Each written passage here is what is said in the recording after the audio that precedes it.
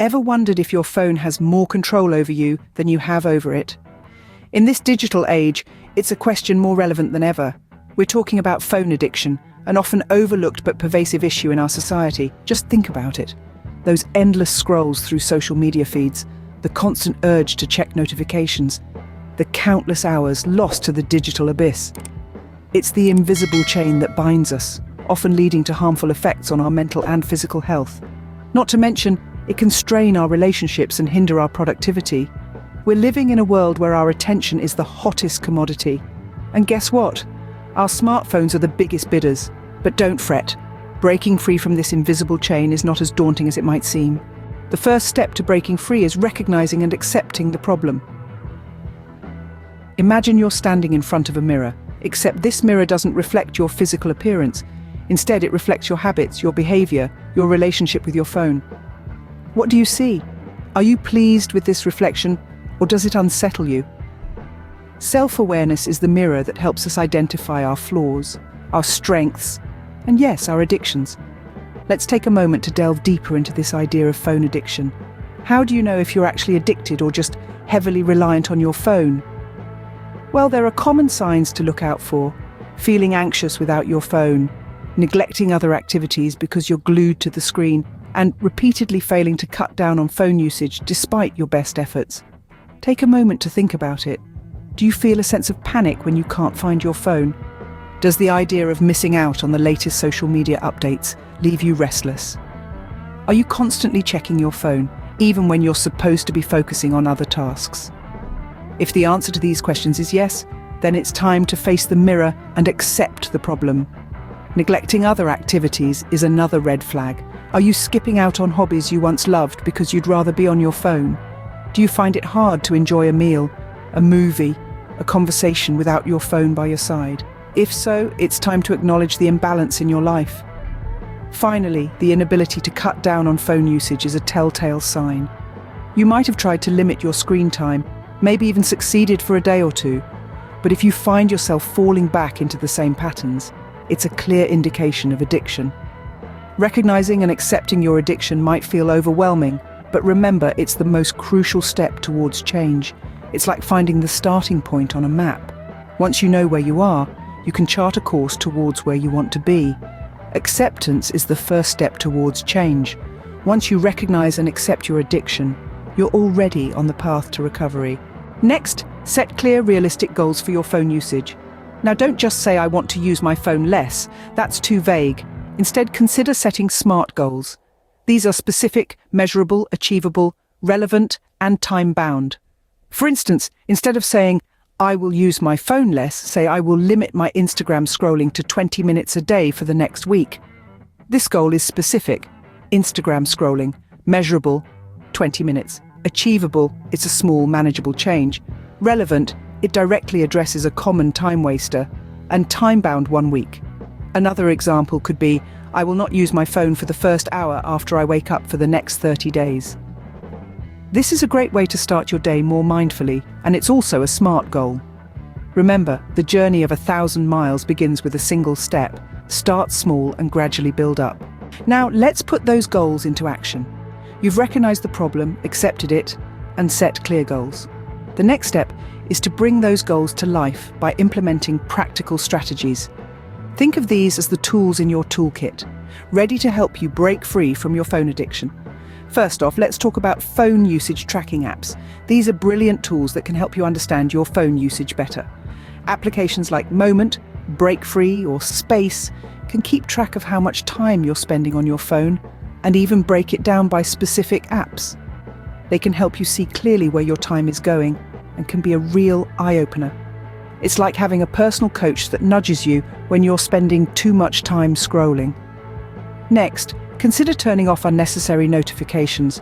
Every beep, buzz, and blink is designed to draw you back into the digital world. By turning off non-essential notifications, you can reduce these constant interruptions. It's about reclaiming your attention and time and deciding what deserves your focus. Then we have phone-free periods. This might sound a bit scary at first, but it's a very effective strategy. Start with something manageable, like the first hour after you wake up or the last hour before you go to bed. Gradually, you can increase these periods. It's about teaching your brain that it's okay not to be constantly connected, that there's life beyond the screen. Finally, replace phone time with healthier activities. This is crucial because simply reducing phone time might leave a void. So, find other activities that you enjoy. It could be reading a book, going for a walk, learning a new skill, or just spending time with loved ones. These activities can enrich your life in ways that endless scrolling never could. Remember, these strategies are not about punishing yourself or completely eliminating phone use. Phones are not inherently bad.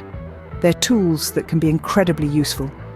The key is to use them mindfully, in a way that serves you rather than controls you.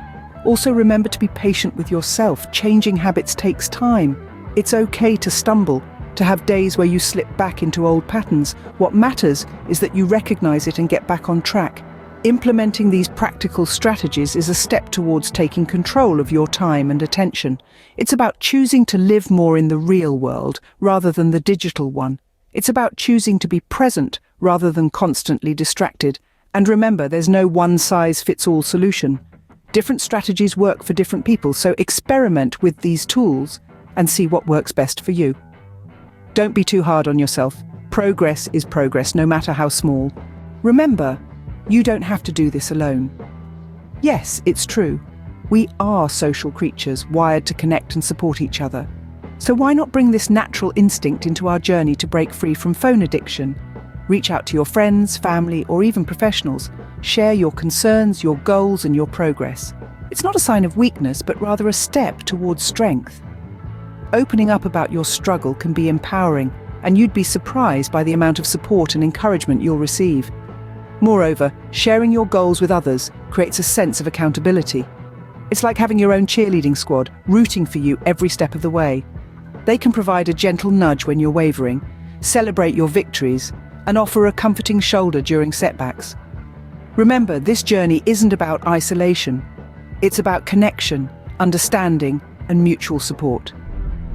With the right support, you can overcome any obstacle. Let's take a moment to reflect on what we've learned today. We embarked on a journey to understand the invisible chain that binds us to our phones. It's an unseen tether, yet its grip is powerful, compelling us to reach for our devices incessantly. But awareness is the first step towards liberation. Recognizing and accepting that we have a problem is the launchpad for change. It's not about guilt or self-blame, but about understanding that we have the power to alter our behaviors. Once we've recognized and accepted our phone addiction, it's time to set clear, smart goals. Remember, these goals should be specific, measurable, attainable, relevant, and timely. For instance, we might say, I want to reduce my daily screen time by 2 hours within the next 4 weeks. This goal is specific, measurable, and has a clear timeline. It's also attainable and relevant to our overall aim of reducing phone addiction. But setting goals is just the beginning. We need to implement practical strategies to achieve these goals. We discussed a few such strategies like setting screen time limits, using apps that track and control phone usage, and replacing phone time with healthier alternatives like reading a book or going for a walk. Remember, it's not about completely eliminating phone usage, but about creating a healthier, more balanced relationship with our devices. And lastly, we should never underestimate the power of support. Whether it's from friends, family, or professional counselors, having someone to lean on can make the journey easier. Sharing our struggles and victories with others can provide motivation, encouragement, and accountability. So that's it, folks. We've explored the invisible chain of phone addiction, recognized and accepted the problem, set smart goals, implemented practical strategies, and understood the importance of seeking support. It's a journey, not a destination. There will be setbacks, but with persistence, we can break free from the shackles of phone addiction. Remember, the power to change is in your hands. You can break free from the invisible chain of phone addiction.